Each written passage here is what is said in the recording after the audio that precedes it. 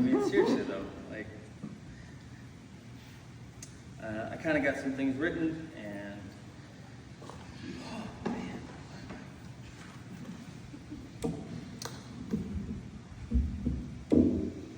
sorry, wait a second. Take your time. Actually, I want to do something. This is going to seem very youthish. I don't care. In the spirit of the weather and the spirit of where I'm going with my letter, I want you to follow me and do what I do. Okay.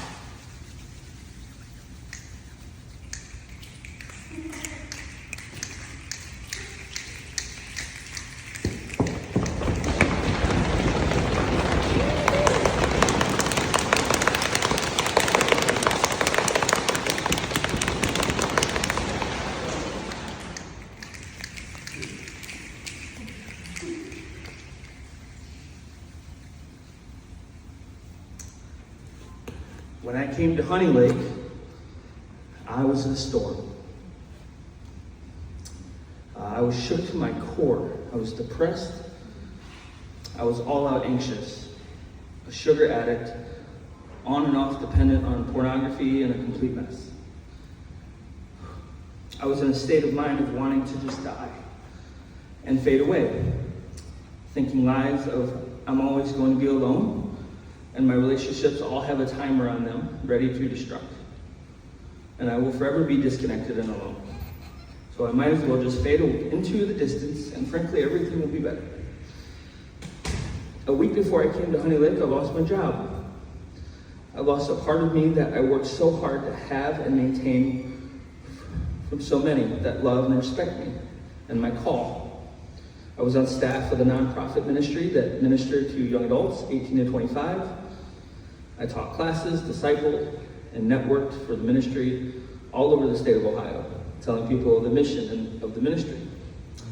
I was also a former student of this ministry when they first started in 2009 for 2 years. I left for 6 years, experienced life, and came back in 2017.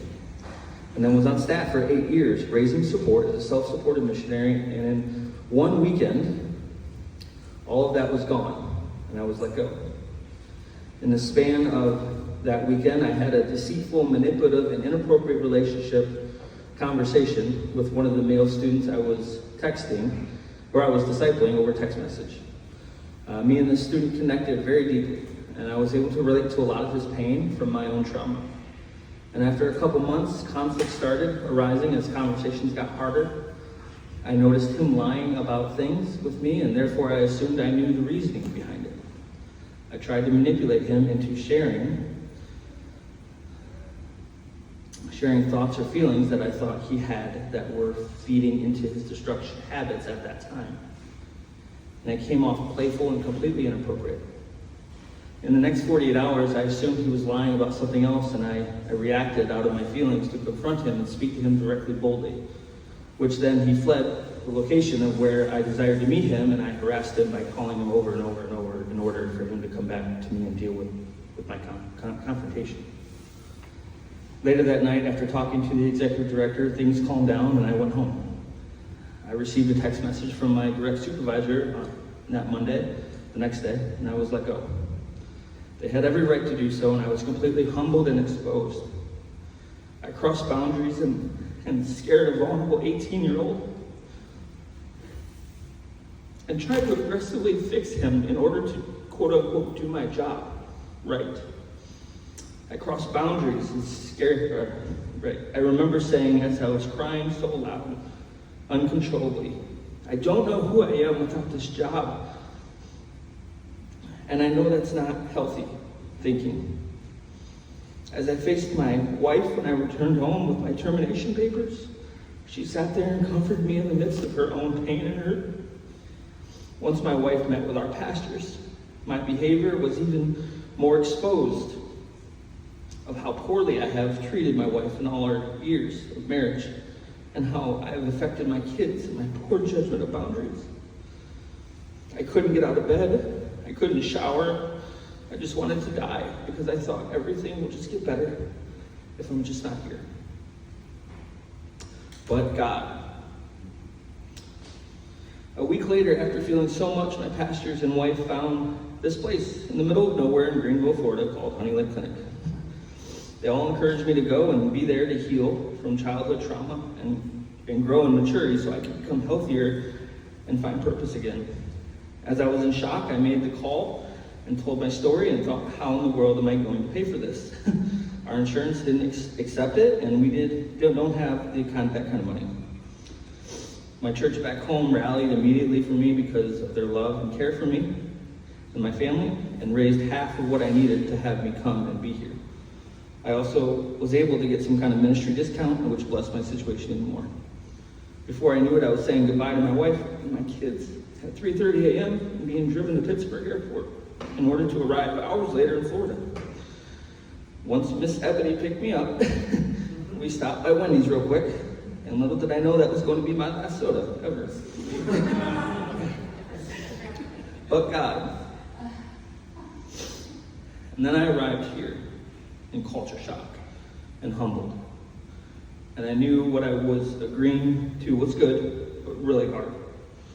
It was good I was here, but very humbling. There were often judgmental thoughts I repented of as I compared myself to others in the program, and there were assumptions I had about the staff and the patients that were the assumptions were not accurate, and they were all emotionally based. As I woke up each morning, I started fighting for not just my family, but for myself. I healed through so many pains and brokenness of childhood wounds that I actually didn't think were still there. I'd say I dealt with some anger of my past and was able to get through it, but the core of anger is sadness. And honestly, I didn't know that was there until I started speaking and sharing. From there, I discovered in myself that there was an inner child that needed healed and felt alone and scared. So alone that I used manipulation and people-pleasing in order to survive and live. Some of it was something I was aware of, but there were other behaviors that exposed me to myself that I had to come to grips with in order to actually heal. I cried, I got angry, I stared out windows into the woods, I kept crying, and I got up every morning and kept fighting, some days harder than others. But God. I was initially diagnosed with hypervigilant PTSD. I already came in with an anxiety disorder, a panic anxiety behaviors, and circumstantial depression. I had a blood sugar of somewhere between 300 to 330 that I lived daily with, a sugar addiction, a porn problem, major codependency issues, and later made aware of a high-functioning disassociation behavior. I had trauma from so much, especially abandonment from my bio father and abuse from my stepfather, who have both passed, and I will never be able to reconcile anything with them, ever. I was torn up, kicked around, and I was simply disconnected and alone. But God. There's a story in Luke. It's kind of similar to what Chris shared. There's a story of a blind beggar. It's one of my favorite stories. And the blind beggar is sitting on the road, and Jesus and his followers are coming up, and the blind beggar yells out, "Son of David, have mercy on me," which means the Messiah has come, which is a really awkward thing to say in that time, in the Jewish culture. And what's interesting is people behind Jesus, his disciples, were like telling him to be quiet, like knock it off. And he just yelled louder, "Son of David, have mercy on me." Jesus says, "Bring that man to me." And very similar to Chris's story of the woman, he looks at the blind beggar and says, "What do you want me to do for you?" And I think about that story of how awkward of a question it is. Because the dude's blind, and he's a beggar. Like, I almost would have been like, why are you asking him that question? Just heal him. You know you can. No. And then the beggar speaks up and says, "I want to see." And Jesus says, "Your faith has made you well." And he heals him. And what happens is the same people that were telling him to be quiet and shouting at him, then it literally says everyone just praise Jesus and then follow Jesus. But why did Jesus ask that question?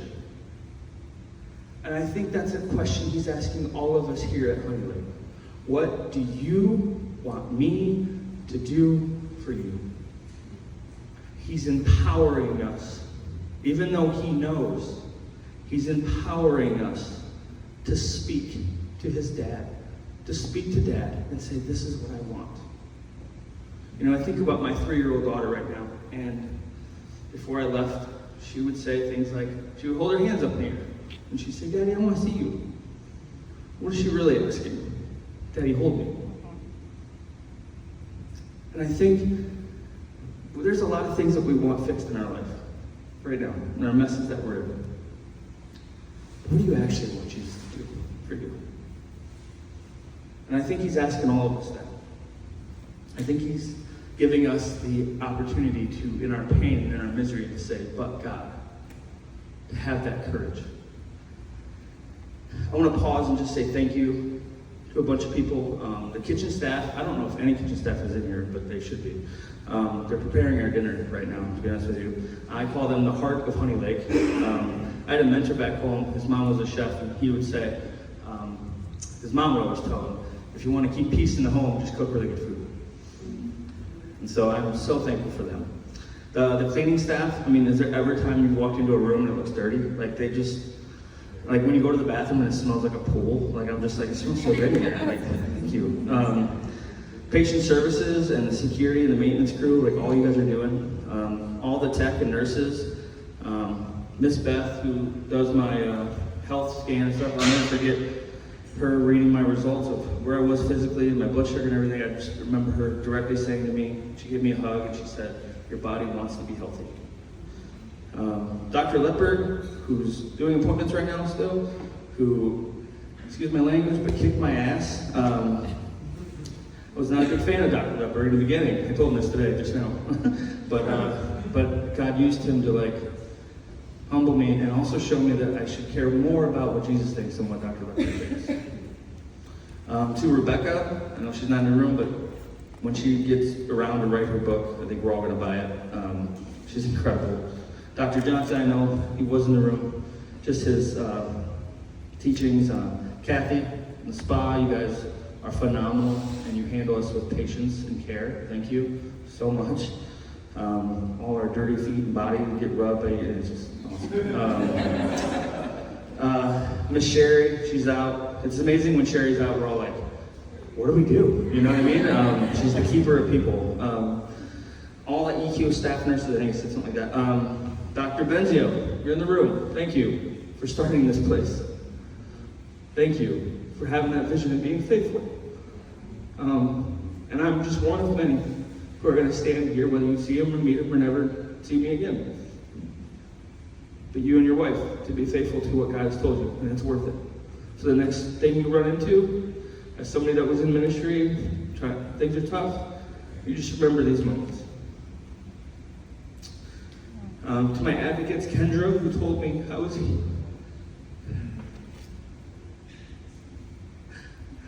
The first person I talked to in tears, and she said, why are you here? And I said, I need help. And the first I shared a little bit of my story, she said, Corey, I think you're just trying to seek some justice in your life. And then Heather was so great. And then Matthew, you've just been such a champion to all of us. I know more about dopamine now than ever. Thank you. My advocates even back home, my family, my church, and my friends who have been cheering me on. My mom especially. My pastors, Pastor Barry, put me in a ring with a horse. Did some actual equine therapy. It was crazy. I have no video or anything. Like, no one's gonna believe me when I go back home. I'm like, no, I was in a ring with a horse. And I was with a whip, like doing it was anything. It was crazy, but it was amazing. And he just became like a father figure. And to James and Heather, we're just, you guys love us so much. And I wish James was here. He's here. Your knowledge is ridiculous, off the hook. And it's just like, I know you're not a robot, I know you're human and you're real, but like, but you're just like so gifted, man. And just, can I be really authentic? At first I was like, no one's this nice. No one's actually this nice. I'm gonna see what I can do. See, manipulation, right? But no, you and your wife are the real deal. I remember just going through a situation a couple weeks ago, and you guys were just there to challenge me, but also advocate for me, and it meant the world. Thank you. And Brett, I don't know Brett much, but other than chapels. And to Dawn and Deidre, I think God used you guys to save my life. Because I think I was on a road of blood sugar that was going to kill me. And I promised you that I'm never going to have a soda again. And I'm going to do my best to leave here and keep. I've lost like 15 pounds, and my blood sugar has been in the green ever since the first week of here. And I'm pretty sure, I don't want to misquote but Miss Beth, but I'm in the process of reversing my type 2 diabetes. And so,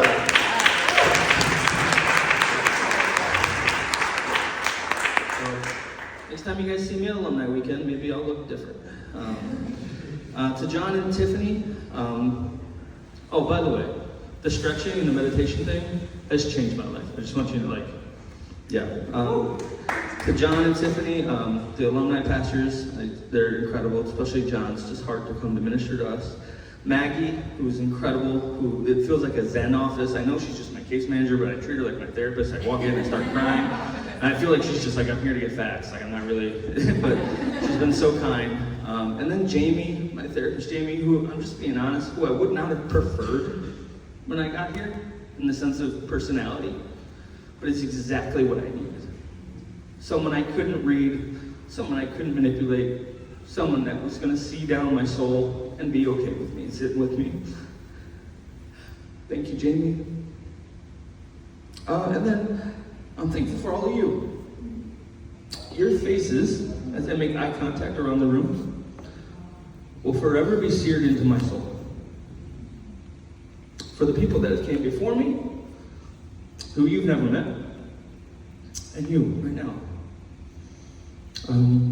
There's a quote that I've quoted a few times, and I think it's appropriate now, is that no matter the strategy that Honey Lake comes up with, no matter what Dr. Benzio and Matthew and everybody in the room comes up with strategy on how to help us, there's a quote that says, culture will always eat strategy for breakfast. So no matter what strategy they come up with, culture is going to drive your experience here. And you all, myself, are responsible for culture. Don't make them responsible for culture. You're responsible for this culture. And I think we've even experienced that this past week, that we have a responsibility in that. And also, keep having fun. Keep doing the karaoke nights, keep all of it going. Because the purpose of having fun is that you feel like you belong. Keep playing mafia bosses, keep lying to each other. Yeah. Sorry, everyone. And I'm just thankful for Jesus. I mean, overall, this 45-day journey that I thought was going to be 30 was incredible, and I'm forever thankful for him. I'm healed. I'm so loved. I'm emotionally and mentally regulated. My blood sugar's down. My weight is down. Type 2 diabetes is out the door. I have a clear mind. I can't even tell you how much that means most. I have a plan going home, and it's not the plan I thought it was going to be. A couple more things, I'm going to land this plane, I promise. Yesterday I had a wake-up call. I had a word, and surprisingly it was my 41st day, and 41 means a lot, and I can tell you more about that, what that means. But I was sitting in Dr. Benzio's class, and he showed the picture of the 9 squares. He said, how many squares are there? And we were all like, 7, 8, 14. And then he says, 84, and we're like, what? And then he shows me the Rubik's Cube. And I don't know what happened inside me, but it was like, that's the answer. That's why we're here. Because I feel this, and I see this, but there's so many parts to this that I need a care team about me emotionally and mentally and spiritually and physically and all these things to help me see the whole picture. And that's what situations are in my life. I may feel this, but there's a lot that I may not see, which is going to slow me down and regulate me. And that's how God sees us. There's so much parts to us that we don't even understand. And it was such an eye-opener, almost like a code word, that next time I get frustrated, I'm just going to yell Rubik's Cube. And people might think I'm nuts, but I don't care. It might just calm me down. I also pitched an idea that everyone, Dr. Benzio, should have in a Rubik's Cube all your patients as something to fidget with, but also as a reminder of this is why you're here. So, that's my idea. Community slip. My last thing I would say is another story of Jesus. And I promise it's my last thing. Is that there's a story in Mark where Jesus calms a storm. I opened up and I said I was at a storm when I got here. I would say that I'm out of that storm, but I'm getting ready to go back into another storm. Can't see my wife, can't see my kids, I'm going to live with my mom. That was not on my bingo card leaving here, but that's what it is. And I have to deal with that. And there's situations that are going on that are heavy, and I gotta be careful. I gotta take what I've learned here and apply it. But what's interesting in the story is Jesus gets in, he's like, hey, let's all go to the other side. They get into a storm, they're in the boat, and then a storm comes, and then one of the disciples goes to Jesus, says, Jesus is sleeping in the boat during a storm, and the first thing they say is, do you not care that we're perishing? I think it's an interesting question when you're anxious, you go to, God doesn't care. He does the most boss thing in the world and gets up and just takes care of the storm and says, and he yells out, peace, be still. And everything stops. And then the disciples say out loud, there's a different kind of fear. There's a healthy fear that they have that is, who is this man that even the storms obey him? When you see an unhealthy fear, then you see a healthy fear. But my favorite part of the story, even though it's not the context, my favorite part of the story is the first thing he said to the disciples. Let's go to the other side. I don't know where you're at today. I don't know what kind of storm you're in or going into. But man, I hope you trust that the King of creation is in the boat, taking a nap, being still in the midst of your storms, because he's that in control. And his promise to you is, I'm going to get you to the other side. So as I leave here, I go into another storm. I trust Jesus that he's got me, that I'm loved, and I'm going to get to the other side. It's going to be hard. It's going to still be a storm. But the King is in the boat. And what's interesting about numbers, I mean, Sunday when I leave will actually be day 46. My day first started at 45. So Sunday when I leave will actually be 46 when I leave. And Psalm 46:10 says, be still and know that I'm God. What a reminder for me to go home in the midst of the storm, in the midst of the story, in the midst of who God is.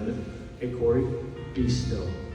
I'm in the storm. And trust me. Know I'm God.